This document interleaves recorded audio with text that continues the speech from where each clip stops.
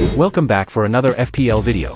In this video, I'll walk you through my transfer plans and team selection for Game Week 2, but first, let's look at how I fared in Game Week 1. But, before we get started, please like and comment on the video, and subscribe to the channel for weekly videos throughout the season. With a total of 64 points, it wasn't the ideal start, but it's something I can work with. I made a late goalkeeping change from Sells to Henderson.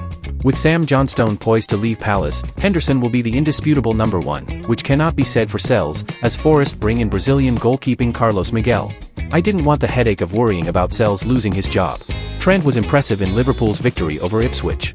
He produced 2 good chances and had an expected assist of 1, while keeping a clean sheet and 6 points to show for it. Pedro Porro is another late addition to the team, having paid off during Game Week 1. He scored Tottenham's only goal against Leicester. Tottenham were largely wasteful, but on the plus side, they had numerous decent opportunities. Hopefully, they will improve in the finishing sector. Bukayo Saka scored the most points for the team, with 12. He assisted Arsenal's first goal and scored the second. He forfeited a point and a bonus point for an unwarranted yellow card, otherwise, he would have been one of the game week's top scorers. The Diogo Jota gamble paid off, as the Portuguese attacker scored a goal for a total point of 8. More importantly, he played 79 minutes with Darwin Núñez not even making a substitute appearance. Erling Haaland began the season strongly. He didn't have many chances to score, with a total of 0.28 expected goals, but he scored from 0.18 expected goals, for a total of 7 points. Alexander Isak was unlucky to only get 5 points. Newcastle were playing well until Fabian Schär was sent off in the early parts of the first half. With only 10 men, Newcastle sat deep, which didn't help the Newcastle attackers. Now we have seen how the team performed in Game Week 1, let's see how the squad is doing. We now have witnessed how the team performed. Let us watch how the group performs in Game Week 1. I don't have any serious injuries or rotational risks. Pedro Porro and Valentin Barco are the only ones to worry about. Pedro Porro was withdrawn in the last minutes of the game after limping, and Brighton selected Valentino Barco as a substitute. So he is the player I want to sell. He is rumored to be leaving Brighton for Sevilla on a season-long loan. With 22.5% ownership, his price will drop quickly if we hold for an extended period of time. I'm looking to replace him with Ipswich's Ben Johnson. With only $4 million to spend, your options are limited. And with Ipswich's nice fixture run, I am considering him. With that said, here is how the team is expected to line up. Dean Henderson is in goal. Crystal Palace hosts West Ham at home. Palace now has an uncertain backline, with 2 of their best defenders rumored to be in a transfer saga. Hopefully, they can get things worked out shortly.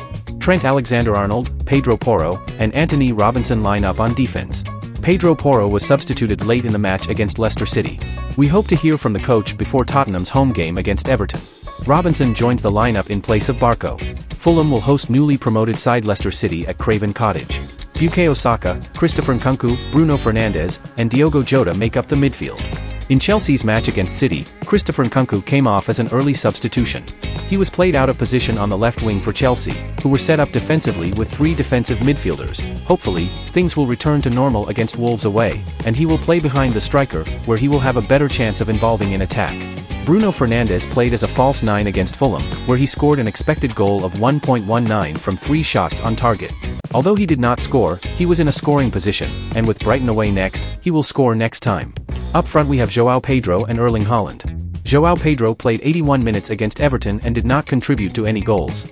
However, previous season, he scored 57% of his goals for Brighton at home rather than away. In Game Week 2, Brighton will host Manchester United at home. With City hosting newly promoted Ipswich at home and Erling Haaland being 100% fit, which he may not be for long stretches of the season, he is a differential triple captain who has the potential to surprise the mini-league and climb the rankings. Currently, I am only captaining him, but I am really considering making him triple captain. Thank you for tuning in. And if you haven't already, subscribe to FPL Wiki for all the latest FPL tips and tricks. Don't forget to like and subscribe, and let me know your thoughts in the comments below. I'll post an update on X, so make sure to follow. There is a lot of FPL content coming up, so don't forget to subscribe so you don't miss out. See you next time.